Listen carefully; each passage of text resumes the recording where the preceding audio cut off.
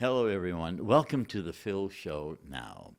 What is really the worth of writing a book about a strike that happened a long time ago and became a part of local history? In a moment, we're going to look through the window of that history.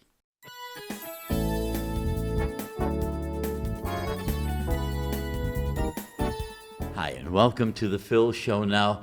It's an honor to welcome a local person who is giving so much to the future through writing a book about a strike that happened here in New Bedford, Massachusetts, the strike of '28. Daniel Georgiana, along with Roberta Hazen Aronson, obviously a wonderful spinner publication. So, what are we fighting about here? There were tough times in the 20s for New Bedford. The Depression came early to New Bedford after the First World War, which was quite prosperous. And then the early 20s and the mid-20s were too much cotton. Textiles were produced, and New Bedford was a cotton textile city at the time. Had probably 30 mills or so. 30,000 people worked in these mills in New Bedford. Mm-hmm. It was a big manufacturing place. It was known for very finely woven cloth, sort of the lining of suits. Mm-hmm. That in that kind of, and smooth, it was a very highly skilled operation. Cotton, mostly cotton. Some silk, but mostly cotton. And then in the middle, or sort of in 28, the manufacturers decided to cut wages by 10%. But these were piece rates, so nobody really knew how much the cut was. But most of the people we interviewed said it was more than 10%. What was the reason for it in the first place? Well, they had prices were falling. They had overproduced. Textile production was always a large-scale system where you just produce stuff and hope you could sell it. So I think they were under some financial pressure. Mm-hmm. And New Bedford was a union town, even then, although there were different unions. It's another part of the story. But there was the main union was a craft union, all men who worked as spinners and weavers and loom fixers. And they voted to go on strike. The majority of the workers were not in the union. They weren't sort of allowed in the union. They were all sorts of different kinds of people. Sort of not allowed. That's well, they weren't. Well, they weren't. There was sort of a breakdown between the skilled trades and what they called the unskilled trades. Pulling the bags of cotton apart, feeding it into the machines that straightened the fibers, and so on. And the textile union was, as I said, all men, and they were mostly English, mm-hmm. and the other workers were not. They were Portuguese and all sorts of other immigrant people. And so everybody went out. In those days, the union would call a strike, and everybody would go out, and the union would either win or lose the strike, and they would go back in, and everybody else just got whatever they were offered. So things were tough for a lot of people. Things were tough. New Bedford was, it had high rates of diseases, especially of women, right, working the third shift. So there was a lot of pneumonia and a very high rate of infant mortality. It was tough. Does that carry on in a city's soul, so to speak? Oh, I think so. I think, whaling was gone. Mm-hmm. Fishing hadn't arrived. Garment making hadn't arrived. And so the mills, the textile mills, were the biggest game in town, and it employed 30,000 people in the city. That was everything. It was a major employer. So the people further down the line, the grocers, et cetera, suffered or gained from whatever happened in the mills. How does this strike, the strike of 28, fit into the larger global strikes? Well, it was before the Depression. Okay. There were a couple of famous strikes. 1912 was the IWW strike in Lawrence. The same sort of story. And there was a lot of, I guess, once again, you think of the local people just getting by. I mean, most of the people who worked had boarders living in the kitchen, right? So they were crammed. And Lewis Hine came to New Bedford to photograph children working. That was his main thing. But there's a lot of photographs that he did, and it was a hard existence. And any sort of break in pay was going to cause problems.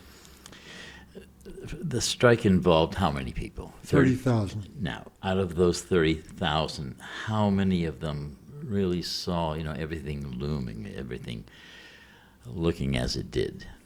Well, there were 8,000 men, once again, in the Union, and they were pretty aware of what was going on.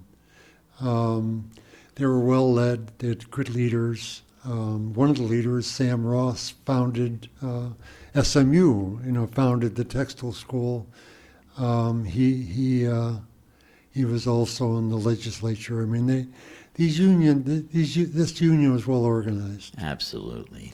But the rest of the people did, got what they could. I can see why this was worth researching. Oh, yeah. When we come back, we're going to speak more about a Spinner publication. Is it now available at your local bookstore? We're sold out. We're going to. Well, that's good news. Yeah. We did 6,000 copies, and we're reprinting it.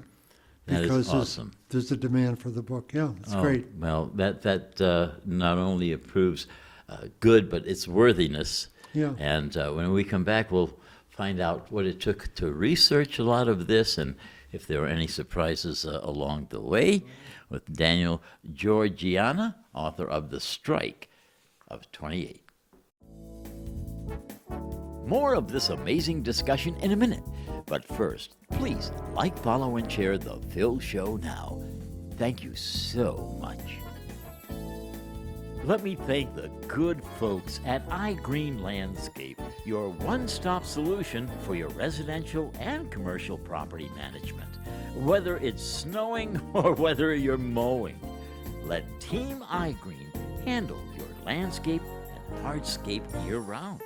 From spring cleanups to commercial snow management, I recommend the good folks at iGreen Landscape. Call for your complimentary consultation today.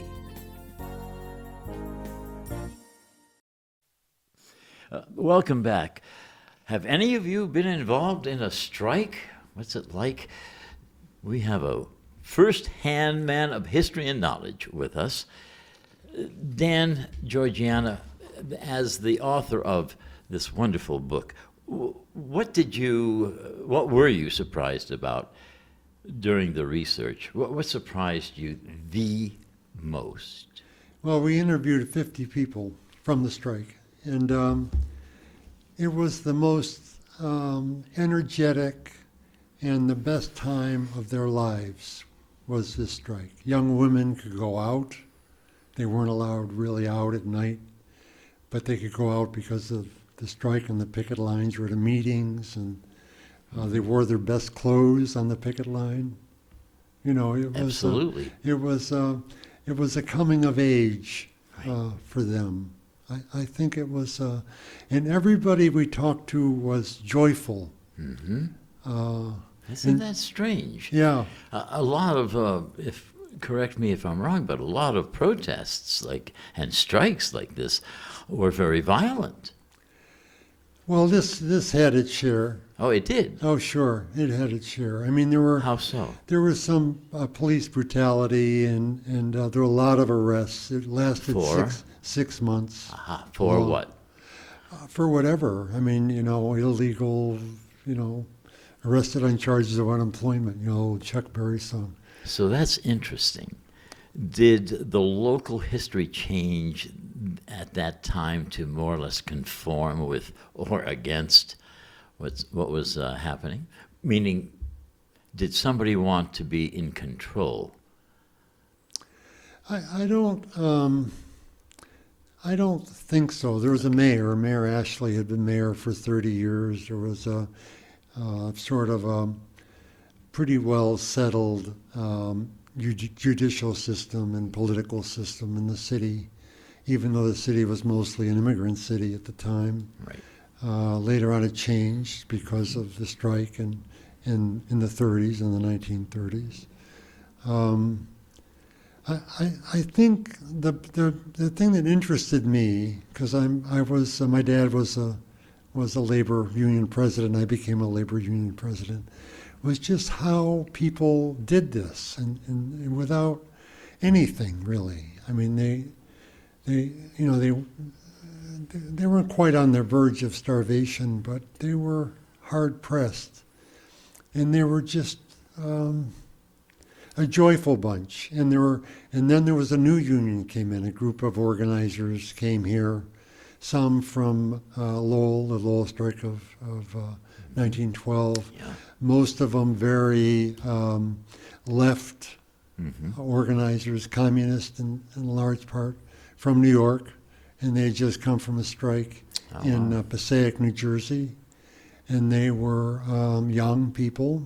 The organizers were young people as well. That's interesting. And, Where were they trained? Who trained them? Well, Brooklyn apparently one of my favorite. Said Brooklyn was the kind of place at that time, if you were a socialist, you were seen as a right winger. A socialist. Okay. So they were, they wanted to see change, but to them, a strike was a strike, and they could help. They could help lead the strike. They could organize. Some of the people came from the 1912 strike, and they were still wandering around and heard about it and came to New Bedford. Joined the strike. Joined the strike. Was it tough? Was it, There was a record number of arrests. what was it like on the families? Well, it depends. We interviewed several couples, and the men were in the union. The women were not. The women were far more militant about it. That's interesting, isn't it? Yeah. I remember one couple I really liked these people. They were English. They were born in England. They came here in 1915, and so I asked them. And most of the unskilled or less skilled workers were recent immigrants, and so I asked them, "What do you thought of immigrants? What do you thought of the people who weren't in the union?" He said, "I didn't like them. They were immigrants." And I said, "But you're an immigrant." He said, "No, I'm not. I'm English." Aha. I'm English. He said George Washington was English. Turns out he wasn't, right? I mean, what they wanted, a main part of the Constitution was not to be ruled by the English. We're going to get the rest of that story, Dan. Don't go away. More coming up. More of this amazing discussion in a minute. But first, please like, follow, and share The Phil Show now.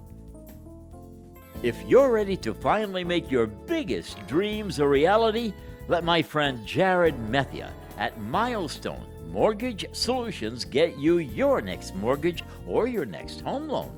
Jared is a trusted local loan officer who works with some of the most reputable companies. Jared reminds me if you're a first-time home buyer or maybe you're looking to refinance.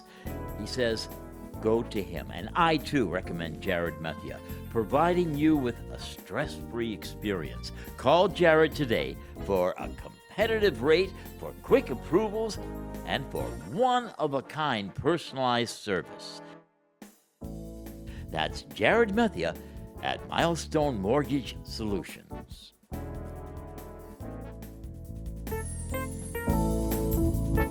You can now watch The Phil Show whenever you'd like. Like, follow, and share The Phil Show now. And catch us wherever you catch your favorite podcasts.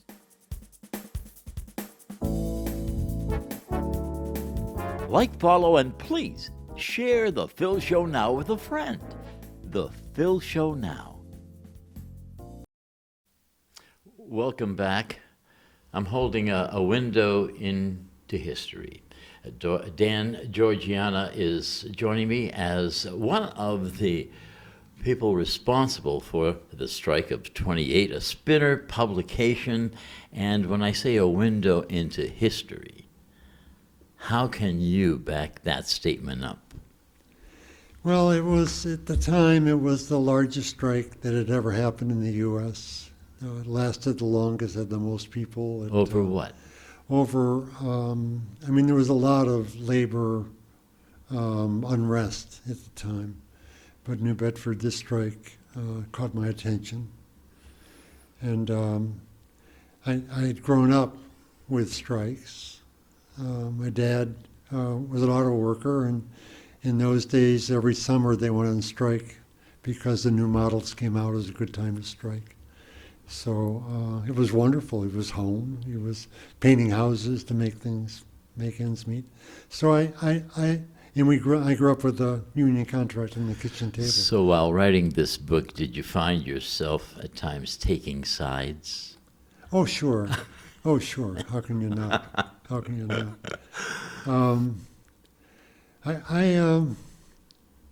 There were a lot of different people. There were lawyers who represented the strikers, and I worked. He was dead, but I worked with his daughter, and so there were different.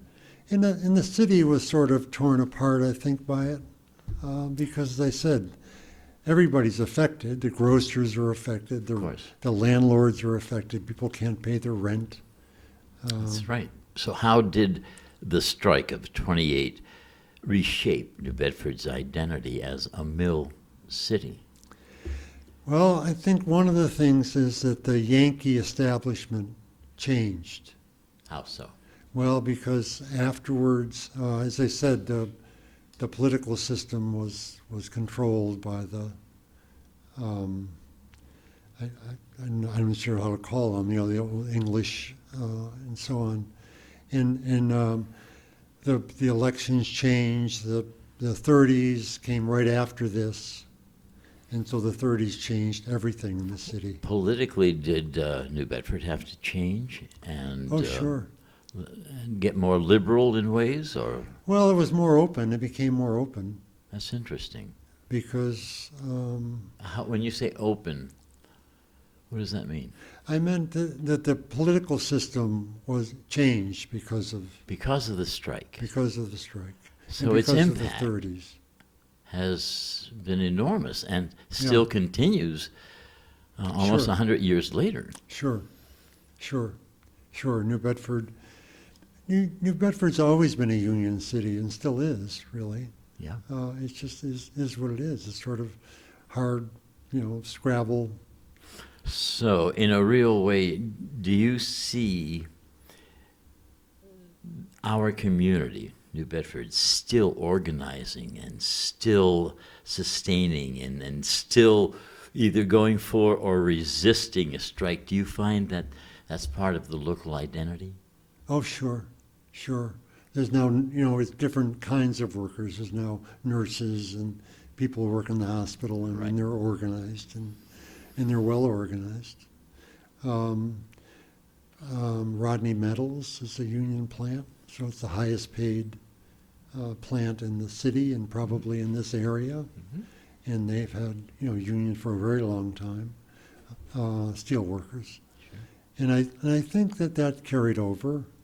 And the politics of the city looks at that. I want to see how you feel about the politics of this. Do you feel as though it affected families and the Oh, future? sure. Oh, it did. Oh, sure. I mean, as I said, people had boarders living in the kitchen. I mean, it was how they got by. But and also New Bedford was I love New Bedford. I'm from Syracuse, New York, so I came here, but I like New Bedford. One of my favorite was leaders spent his time here, and he said New Bedford was the kind of city where if somebody from the North End married somebody from the South End, they called it a mixed marriage. So it's the city was a city of neighborhoods. You know, there was a Polish neighborhood and a Portuguese neighborhood and an English neighborhood and so on. And that's what I want to see, whether or not your book, The Strike of 20, a Spinner publication, by the way, folks, and Spinner in itself ought to be applauded for how it has preserved history. Folks, don't get me going on that because No, you'll forget why you were here, Dan. No, I don't. But you're part of that history. Yeah. And I do want to know, labor movements, often, you know, they reflect a much deeper question. What were some of those questions that it raised? What themes? And does the book get into that? Yeah, we looked at the judicial system. People were mass arrests, for, as I said before. Where did they put them? They put them in the jail, but they only stayed there a day or two. And they might have put them in other places as well, but I think we have lots of photographs in the book of paddy wagons. Oh, wow. And so on, and trucks carrying people off to jail, and Are the it was just- iconic pictures they show pretty much resembling what happened back then, or no? oh sure, Cops. And sure. Boy, the New Bedford newspapers have always had great photographers. Oh, yes. Peter Pereira One of the world's best. Oh my goodness. Peter Pereira Oh. is not only an award-winning photographer, he is part of the Eye of God. Oh, he has such beautiful talent. but he's just one in a series. Of Oh, yeah. people, Oh. going back to the 1800s. Oh, Hank and Yeah, so yeah, many. yeah, Oh, my yeah, God. yeah. Don't get me going. No, but I think that's true, and people read the newspaper, and the newspaper writing was filled with drama, because it's all people had. So it had this sort of life of its own. Yes. Does the book touch on that? Oh, sure. I spent several summers, reading all of the newspapers. They would say they would like be outside looking through the window to see what the vote was, and Yeah. it was dramatic. It was Yes. just very dramatic, and the photography was phenomenal, I think, and always has been in the city. We're so lucky to see that. And now the newspapers are, I'm sure, although we still have newspapers. It's different. Yeah, it's different. It's different. There were others who collaborated with you, and they, of course, are listed. Who are some of the others? Well, we had when I first found out about this strike, I was just awed, and so we organized a group of students and a group of other people who had been in this. We had some people who had been in the strike. Mm-hmm. Everybody was old at that point. Sure. Now they're long gone, but and then we had Spinner. Spinner is just a marvelous. Joe Thomas was just terrific, and Jay was terrific, and Another golden star. Oh, the- Stars. Golden Stars, and it was a joy. Yeah. We interviewed 50 people. I went to Poland to interview someone who was deported. kidding. Yeah. Isn't that interesting? Yeah. That in itself is a Yeah. story. Oh, my goodness. Yeah. Did you enjoy the strike of 28? Did you enjoy, when I say enjoy, did you get anything out of it that you could consider a life's lesson? Oh, sure. I mean, the lesson I learned was do the best you can. Very simple lessons that we all learn from our parents, or we should learn from our parents. Life can be hard, but you do the best you can. Be joyful. You know, the people on the picket line, there were thousands. If you look at some of the photographs, the women are wearing their best clothes. They're allowed out at night, you know, young women, Sure. 17, 18, 19-year-olds. And they say, well, I have to go to the picket, or I have to go to a meeting, or I have to do something. And, you know, so they got out. I'm sure a lot of marriages came out of the strike. I'm sure. And it was just, and there was, you know, there was like all cases, there were certainly violence in the strike. I mean, there were people, I noticed there were people beaten up. one of your photos referenced a picketer being choked into submission. Yeah, That's intense. sure. So Sure. how common were confrontations like that? Well, you know, it certainly happened. I don't know if it happened to everybody. Right. Certainly not. We interviewed or actually after the book was written, we got lots of questions from people. It was wonderful. But this guy told me, he was a Portuguese guy, and he and his dad were taking the goat out to pasture, and his father joined the picket line, and the kid was left holding the goat, and his father was arrested, you know, so he had but that's how people lived, you know. That's Sure. how people lived.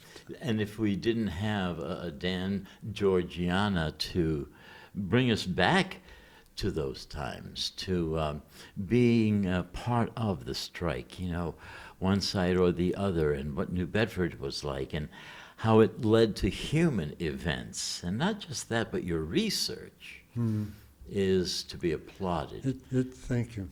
Absolutely. Thank you. Absolutely. It took us years. Overnight success, huh? No. I do not only recommend, but I think this is a part of local history that you ought to be aware of, ladies and gentlemen. The Strike of '28 by Dan Georgiana and Roberta Hazen Aronson, a Spinner publication. And what an honor it has been to step back into history with you, Dan. Thank you. Thank you.